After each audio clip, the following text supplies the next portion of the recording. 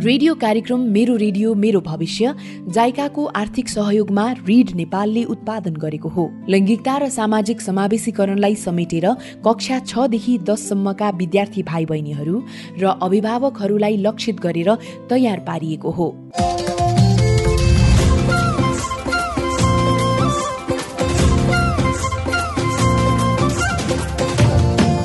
विद्यार्थी भाइ बहिनीहरू तथा अभिभावक ज्यूहरू नमस्कार। रेडियो कार्यक्रम मेरो रेडियो मेरो भविष्यबाट हार्दिक स्वागत छ। म शिखर गजरकोटे।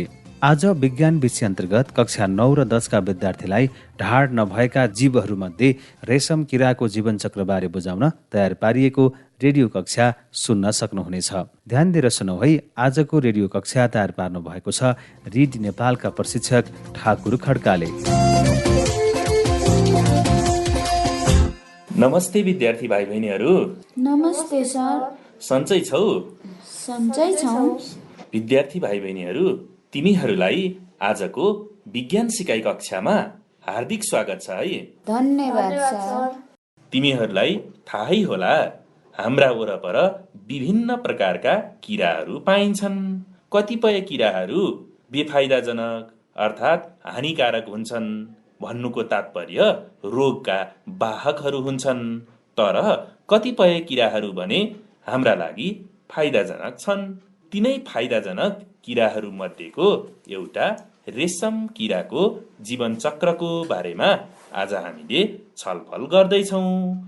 रेशम किराको जीवन चक्रको बारेमा छलफल गर्नुभन्दा पहिले एउटा महिला कृषि समूहका पदाधिकारीहरू र कृषि प्राविधिक बीच भएको कुराकानी सुनौ अनि त्यसपछि हामी हाम्रो कक्षा सुरु गरौँला है त। सबैजनाले ध्यान दिएर सुन है। हुन्छ सर। नमस्ते सर। नमस्ते। यो जिल्ला कृषि कार्यालय हो? हजुरहरू ठिक ठाउँमा आउनु भएको छ। कृषि कार्यालय यही हो। बरु हजुरहरू कुन ठाउँबाट कुन काम लिएर आउनुभयो नि? हामी कालिका गाउँबाट आएका हौँ। हाम्रो ढाँटकी देवी कृषि सहकारी छ। हामी सबै त्यसैका सदस्यहरू हौँ। रेशम खेतीको बारेमा सुनेका थियौँ र हामी पनि रेशम खेती गर्ने रुचि बनाएर हजुरहरूबाट प्राविधिक सहयोग पाइन्छ, विस्तृतमा रेशम किराको बारेमा बुझिन्छ पनि भनेर चाहिँ आएका हौँ। ए हुन्छ नि। हजुरहरूको सोचाइलाई कार्यरूप दिन सल्लाह सुझाव तथा प्राविधिक सहयोग उपलब्ध गराउनकै निमित्त हामी बसेका त हौँ नि। हाम्रो गाउँमा किम्बुको बिरुवाहरू राम्रो हुन्छ। हामीले सुनेको किम्बुकै पात खाएर रेशम किरा हुर्कन्छ अरे। हो नि। यदि किम्बु वनस्पति तपाईँहरूको गाउँमा प्रशस्त हुन्छ भने त रेशम खेतीको लागि तपाईँहरूको ठाउँ उपयुक्त नै हुनुपर्छ। किनकि तपाईँहरूले भने जस्तै किम्बुको पात खाएर रेशम किरा बाँच्छ। अब रेशम किराको बारेमा अरू स्पष्ट पारिदिनु होस् न। रेशम धागो उत्पादनका लागि हाम्रो देश नेपालमा पनि रेशमको खेती सुरु गरिसकिएको छ। हाल नेपालमा 2 किसिमका रेशम किराहरू प्रयोग भइरहेका छन्। अर्थात् 2 खाले रेशम किराको खेती नेपालमा गरिएको छ। तिनीहरू चाहिँ कुन कुन हुन् नि? सेरी रेशम किरा र एरी रेशम किरा गरी 2 प्रकारका छन्। सेरी रेशम किरा किम्बुको पात खाएर बाँच्छ भने एरी रेशम किरा अडिरको पात खाएर बाँच्छ। हाम्रो ठाउँमा त किम्बु हुने हुँदा सेरी रेशम किरा उपयुक्त हुने रहेछ होइन त साथी? हो नि। अनि सर, रेशम किराको शरीरको बनावट चाहिँ कस्तो हुन्छ नि? त्यो पनि बुझाउ न। वास्तवमा रेशम किरा क्रिम रङ्गको हुन्छ। एउटा जवान अर्थात् वयस्क रेशम किरा 2.5 सेन्टिमिटर लामो हुन्छ। यसको छातीबाट 3 जोडा खुट्टाहरू निस्केका हुन्छन् भने 2 जोडा पखेटा हुन्छन्। पेट फराकिलो र रौँले ढाकेको हुन्छ। यिनीहरूको भाले र पोथी छुट्टा छुट्टै हुन्छन्। रेशम किराको जीवन चक्र 4 अवस्थाबाट पुरा हुन्छ, जसमा फुल, लार्भा, प्युपा र वयस्क रेशम किरा हुन्। यसको जीवन चक्र चाहिँ कति दिनमा पुरा हुन्छ नि सर? अलिक विस्तृतमा भनिदिनुहोस् न। ल सुन्नुहोस् है। रेशम किराको जीवन चक्र करिब 45 दिनमा पुरा हुन्छ। पोथी रेशम किराले किम्बुको पातमा एक पटकमा करिब 300 वटा फुल पार्छ। जब फुललाई 18 डिग्री सेन्टिग्रेडदेखि 25 डिग्री सेन्टिग्रेडसम्म तापक्रममा राखिन्छ, फुलबाट करिब 10 देखि 12 दिनमा लार्भा निस्कन सुरु गर्छ। फुलबाट निस्केका लार्भाहरू खन्चुवा हुन्छन्। लार्भाहरू 25 देखि 32 दिनसम्म किम्बुका पात खाएर बाँच्छन्। पूर्ण विकसित भएको लार्भामा र्याल ग्रन्थि विकास हुन्छ, जसले गर्दा एक प्रकारको तरल पदार्थ उत्पादन गर्दछ, जुन हावाको सम्पर्कमा आउन साथ रेशम धागोमा परिणत हुन्छ। त्यही धागोमा बेरिन गई गोलाकार प्युपा वा कोकुन बन्छ। कोकुनबाट नै धागो निकाल्ने हो सर? हो, रेशम किराको लागि कोकुनलाई तातो पानी वा तातो हावामा राखिन्छ। यसले गर्दा प्युपामा रहने टाँसिने पदार्थ नष्ट भई धागो सजिलैसँग निस्कन्छ। एउटा कोकुनबाट चाहिँ कति धागो प्राप्त हुन्छ नि सर? एउटा कोकुनबाट करिब 1000 फिट लामो धागो प्राप्त गर्न सकिन्छ। अनि यसको धागो हल्का, मुलायम, चम्किलो र टिकाउ हुन्छ। साथै व्यापारिक दृष्टिकोणले एकदमै महत्त्वपूर्ण छ। यसबाट मनज्ञ आम्दानी हामीले गर्न सक्छौँ। साँच्चीकै रेशम खेती राम्रोसँग गर्न सके त राम्रो आय आर्जन गर्न सकिने रहेछ नि सर। हो नि, चीन, भारत, ब्राजिल, रसिया लगायतका देशहरूमा रेशम उद्योग मुख्य उद्योगका रूपमा स्थापित भएका छन्। साथै प्रत्येक वर्ष विश्वको 60% भन्दा बढी रेशम धागो चीन र भारतले मात्रै उत्पादन गर्छन्। अघि नै भनिहाले नि, हाम्रो देशमा पनि यसको उत्पादन थालिएको छ। अब तपाईहरूले किम्बुको बोर्ड व्यवस्थित गरेर लगाउने, जसको लागि हाम्रो कार्यालयले पनि तपाईहरूलाई सहयोग गर्दछ। तपाईहरूको गाउँपालिकाको कृषि शाखामा पनि सम्पर्क गर्नुहोला। अनि अर्को कुरा, गुड गाउँमा रेशम खेती व्यवस्थित रूपमा राखिएको छ। तपाईहरूले सामूहिक रूपमा त्यहाँको भ्रमण गरेर त्यहाँबाट पनि तपाईहरूले सल्लाह लिएर सुरु गर्दा झनै राम्रो हुनेछ है। रेशम खेतीको बारेमा राम्रो ज्ञान भयो। अब सरले दिएको सल्लाह बमोजिम गर्छौं। अहिलेलाई भने हामी जान्छौं। हवस् त सर, नमस्कार। ल, हुन्छ, नमस्कार। हजुरहरूलाई सहयोग गर्न हाम्रो ढोका सधैँ खुल्ला छ। सुन्यौ त विद्यार्थी भाइ बहिनीहरू, रेशम किराको बारेमा पक्कै पनि तिमीहरूले केही हदसम्म बुझेको हुनुपर्छ। अब हामी पनि छलफल गरौँ। बीचबीचमा म तिमीहरूलाई प्रश्न पनि राख्छु, सबैजनाले उत्तर दिनुपर्छ है। हुन्छ सर। हो, विद्यार्थी भाइ बहिनीहरू, जन्तु जगतलाई 2वटा समूहमा वर्गीकरण गरिएको छ। अघिल्ला कक्षाहरूमा पनि हामीले छलफल गरिसकेका छौँ। ती हुन् ढाड भएका र ढाड नभएका जनावरहरू। विद्यार्थी भाइ बहिनीहरू, ढाड नभएका जनावरहरूलाई कतिवटा फाइलममा विभाजन गरिएको छ त? 9वटा फाइलममा सर। उसो भए माकुरा, पुतली, झिङ्गा, साङ्ला जस्ता किराहरू कुन फाइलममा पर्छन् त?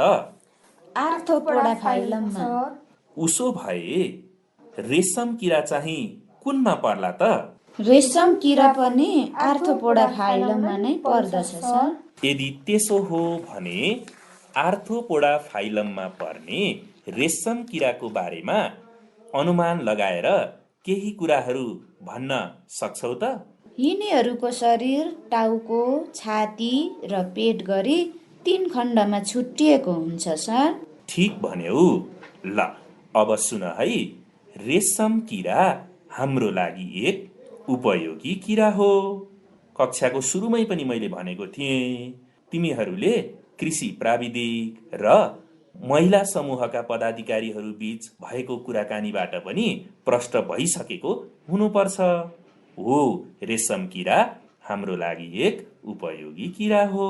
रेशम किराले, विद्यार्थी भाइ बहिनीहरू, हामीलाई रेशम धागो दिन्छ। के तिमीहरूले रेशम धागोले बनेको लुगा लगाएका छौ? छैन सर। रेशम धागोले बनेका कपडाहरू धेरै राम्रो हुन्छन् है विद्यार्थी भाइ बहिनीहरू। तिनीहरू जाडो तथा गर्मी दुवै सिजनका लागि उपयोगी हुन्छन्।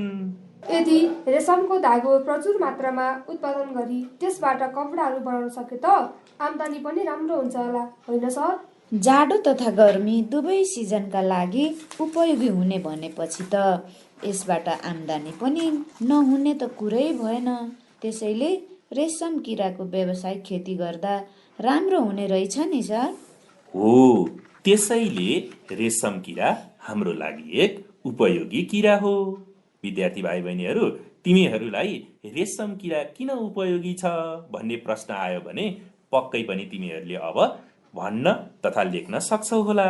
याद गर है, रेशम किराको व्यावसायिक खेती गरी रेशम धागो निकाली कपडाहरू उत्पादन गर्न सकेमा मनक्य आर्थिक फाइदा प्राप्त गर्न सकिन्छ।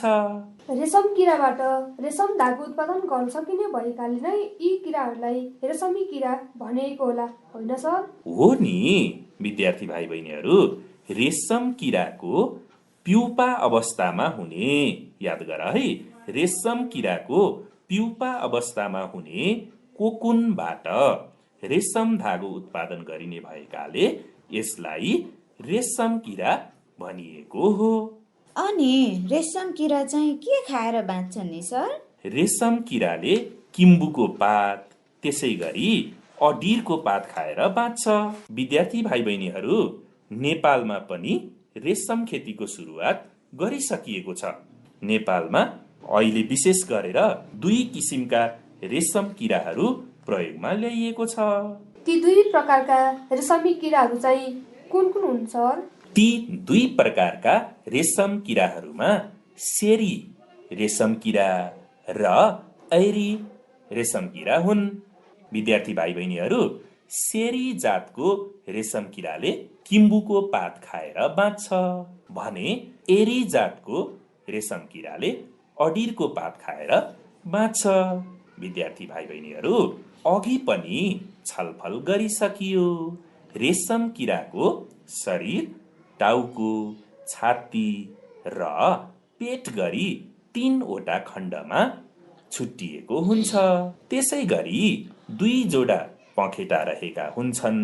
छातीबाट 3 जोडा खुट्टाहरू निस्केका हुन्छन्। त्यसै गरी पेट फराकिलो र रौँले ढाकिएको हुन्छ। राम्रोसँग याद गर है, रेशम किराको शरीर टाउको, छाती र पेट गरी 3 खण्डमा विभाजित हुन्छ। यिनीहरूमा 2 जोडा पखेटा रहेका हुन्छन्।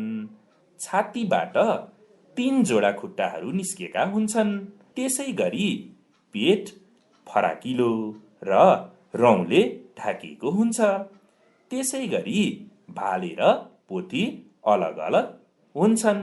विद्यार्थी भाइ बहिनीहरू, मैले यहाँ रेशम किराको छुट्टै चित्र पनि बनाएर ल्याएको छु र यो हेर त, यसबाट पनि प्रष्ट हुन्छ। रेडियो सुन्दै गरेका विद्यार्थी भाइ बहिनीहरू, तिमीहरूले पनि तिमीहरूको पाठ्य पुस्तकमा भएको रेशम किराको चित्र हेर है। सम्झन त सजिलो रहेछ सर। यो एक खाले पुतली रहेछ। शरीर, टाउको, छाती र पेट गरी 3 खण्डमा छुट्टिएको हुने रहेछ। छातीबाट खुट्टाहरू निस्केका हुने रहेछन् तथा भाले र पोथी छुट्टा छुट्टै हुने रहेछन्। अनि सर, यो कस्तो रङको हुन्छ नि? ल सुन है विद्यार्थी भाइ बहिनीहरू, पूर्ण विकसित अर्थात् वयस्क रेशम किरा क्रिम रङको हुन्छ। याद गर्दैछौ नि, वयस्क रेशम किरा क्रिम रङको हुन्छ। यसको टाउकोमा 1 जोडा आँखा र 1 जोडा एन्टिना समेत रहेको हुन्छ। याद गर है, 1 जोडा आँखा र 1 जोडा एन्टिना चाहिँ टाउकोमा रहेको हुन्छ। अनि विद्यार्थी भाइ बहिनीहरू, मैले भाले र पोथी रेशम किराको छुट्टा छुट्टै चित्र पनि तिमीहरूलाई देखाइसके। राम्रोसँग हेर है। र रेडियो सुन्दै गरेका विद्यार्थी भाइ बहिनीहरू, तिमीहरू पनि पाठ्यपुस्तकमा भएको चित्र हेर है। सर, 2 जोडा पखेटा, टाउको, छाती, पेट, त्यस्तै गरी एन्टेना पनि चित्रमा प्रष्ट देखियो नि। हो नि, रेडियो सुन्दै गरेका विद्यार्थी भाइ बहिनीहरूले पनि आफ्नो पाठ्यपुस्तकमा रहेको चित्रबाट जसरी रिताले 2 जोडा पखेटा, टाउको, छाती, पेट, एन्टेना देखिन्, त्यसै गरी तिमीहरूले पनि हेर है। ल विद्यार्थी भाइ बहिनीहरू, के तिमीहरूले अहिलेसम्मको छलफल राम्ररी बुझ्यौ त? बुझ्यौ सर। उसो भए अब अलिक अगाडि बढौँ है। हुन्छ सर। विद्यार्थी भाइ बहिनीहरू, जीवन चक्र भनेको के हो तिमीहरू भन्न सक्छौ त? कुनै पनि जीवको जीवन एक अवस्थाबाट सुरु भई विभिन्न अवस्थाहरू पार गर्दै फेरि त्यही अवस्थामा पुग्ने प्रक्रियालाई नै जीवन चक्र भनिन्छ सर। स्याबास, तिमीहरूलाई थाहा भइसक्यो। रेशम किरा एक पुतली हो। अब भन त, रेशम किराको जीवन चक्रमा कतिवटा अवस्थाहरू हुन्छन्? पक्कै पनि 4वटा अवस्था हुन्छन् सर। के हुन् त तिनीहरू? तिनीहरू फुल, लार्भा, प्युपा र वयस्क अवस्था हुन्छ। स्याबास, ठिक भन्यौ। अब सबैजनाले मलाई ध्यान दिएर सुन है। सुन्दैछौँ सर। सर्वप्रथम म तिमीहरूलाई मैले चार्ट पेपरमा तयार गरेर ल्याएको रेशम किराको जीवन चक्रको चित्र यहाँ अगाडि टाँस्छु है।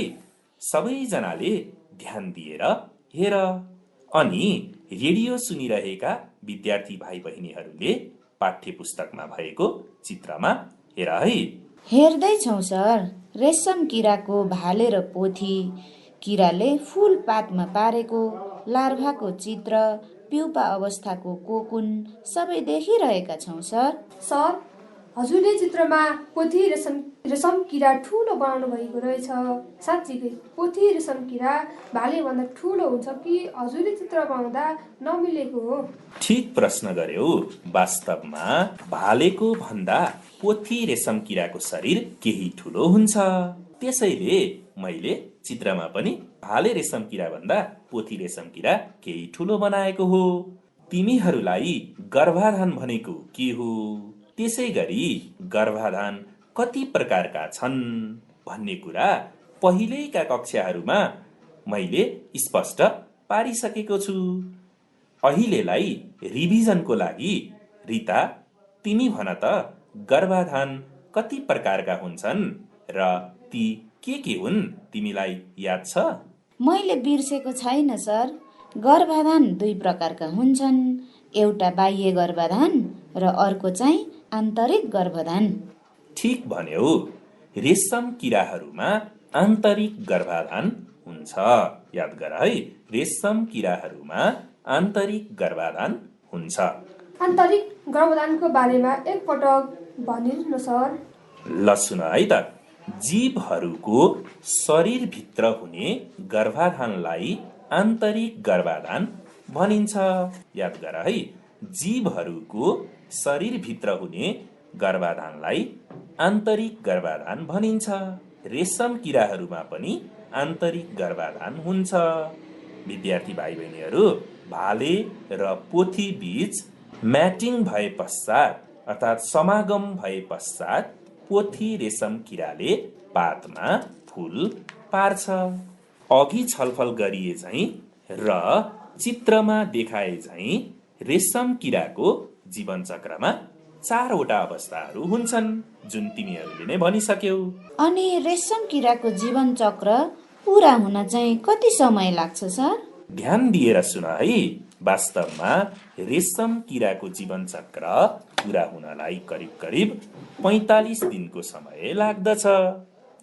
अर्थात् फूल, लार्भा, प्युपा हुँदै वयस्क रेशम किरा बन्न करिब 45 दिन लाग्दछ। याद गर है, रेशम किराको जीवन चक्र पूरा हुनलाई करिब 45 दिनको समय लाग्दछ। फूल, लार्भा, प्युपा हुँदै वयस्क रेशम किरा बन्न करिब 45 दिन लाग्दछ। विद्यार्थी भाइ बहिनीहरू, रेशम किराको जीवन चक्रका 4वटा अवस्थाहरूको बारेमा अब हामी छुट्टा छुट्टै छलफल गरौँ है त। हुन्छ सर। सर्वप्रथम फूल। विद्यार्थी भाइ बहिनीहरू, भाले र पोथी रेशम किराको आपसी समागम पश्चात पोथी रेशम किराले पातमा एक पटकमा करिब 300वटा फूल पार्दछ। सुन है विद्यार्थी भाइ बहिनीहरू, भाले र पोथी रेशम किराको आपसी समागम पश्चात पोथी रेशम किराले पातमा एक पटकमा करिब 300वटा फूलहरू पार्दछ। ती फूलहरू मसिना हुन्छन्। प्रत्येक फूल सेतो रङको हुन्छ। चिसो स्थानमा राख्यो भने रेशम किराको फूल जस्ताको तस्तै रहन्छ। यदि बिस्तारै तापक्रम बढाउँदै जाने हो भने करिब 7 दिनभित्रै लार्भा निस्कन्छ। याद गर है विद्यार्थी भाइ बहिनीहरू, तापक्रम बढाउँदै जाने हो भने करिब 7 दिनभित्रै रेशम किराको फूलबाट लार्भा निस्कन्छ। तर जाडो मौसममा किम्बुको पात कम पाइने हुँदा लार्भाहरूलाई खानेकुरा अभाव हुन्छ भनी रेशम किराको फूललाई सुरक्षित राखिन्छ। ध्यान दिएर सुन है। जब किम्बुको पात प्रशस्त रूपमा प्राप्त हुन्छ अथवा प्राप्त हुने अवस्था सिर्जना हुन्छ, बिस्तारै फूलहरूलाई 18 डिग्री सेन्टिग्रेडदेखि 25 डिग्री सेन्टिग्रेडसम्मको तापक्रममा राखिन्छ। सुन है, 18 डिग्री सेन्टिग्रेडदेखि 25 डिग्री सेन्टिग्रेडसम्मको तापक्रममा राखिन्छ। यसरी राखिएको फूलबाट करिब 10 देखि 12 दिनमा लार्भा निस्कन्छ। कुरा बुझ्यौ त?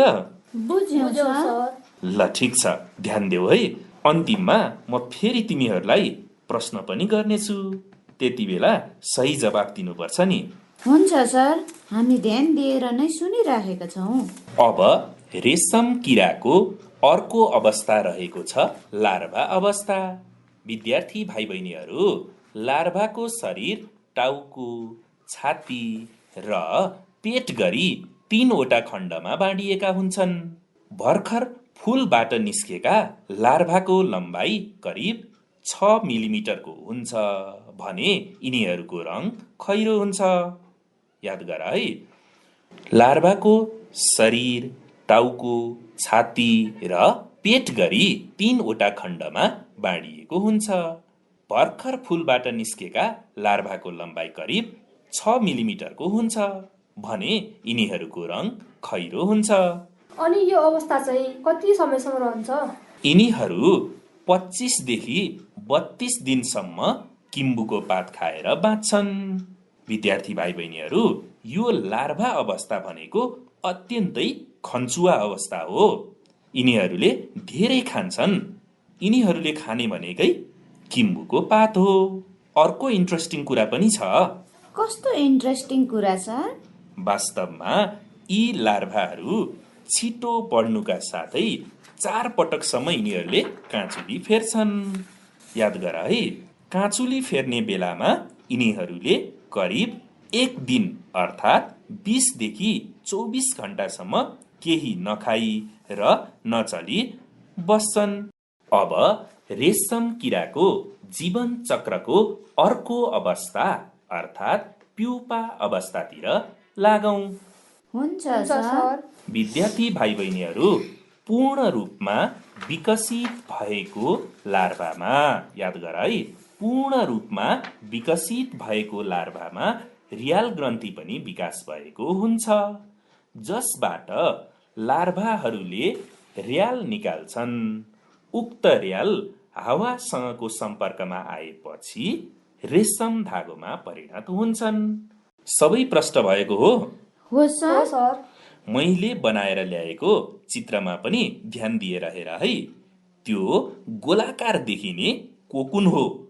अब फेरि ध्यान देऊ है।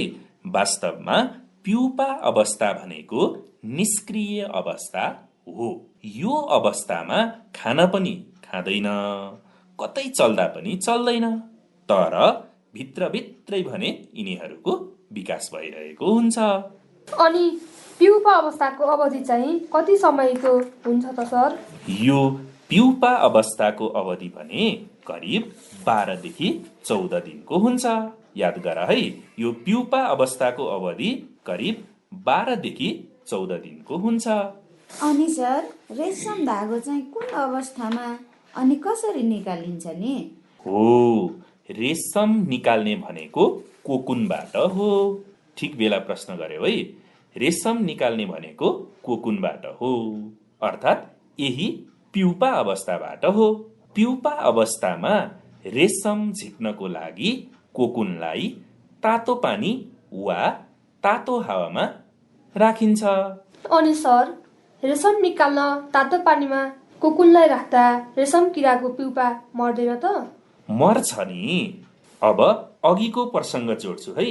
रेशम झिक्नका लागि कोकुनलाई तातो पानी वा तातो हावामा राखिन्छ।